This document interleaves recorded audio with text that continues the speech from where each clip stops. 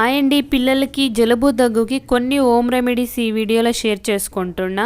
పిల్లలకి కోల్డ్ అయినప్పుడు వాళ్ళు చాలా ఇరిటేట్ అయిపోతుంటారు. అప్పుడు వాళ్ళతో మనము కొంచెం ఎక్స్ట్రా టైం స్పెండ్ చేయాలి. అండ్ మా ఇషాంత్ కి కోల్డ్ అయినప్పుడు మేమిద్దరు కొంచెం పసుపు వేసుకుని స్టీమ్ తీసుకుంటాము. అలాగే పాల అలవాటు ఉండే పిల్లలకి పాలల్లో కొంచెం పసుపు వేసి ఇచ్చిన మంచి రిజల్ట్ సిక్తుంది. అండ్ నెక్స్ట్ వచ్చి అజ్వైనా పోట్లీ అండ్ వెల్లుల్లిపాయల పోట్లీ ఇవి చేసి పిల్లలు నిద్రపోయినప్పుడు వాళ్ళ తల దగ్గర పిల్లో దగ్గర పెడితే ఆ వాసన వాళ్ళు తీసుకుంటుంటే వాళ్ళకి కొంచెం రిలీఫ్ సిక్తుంది.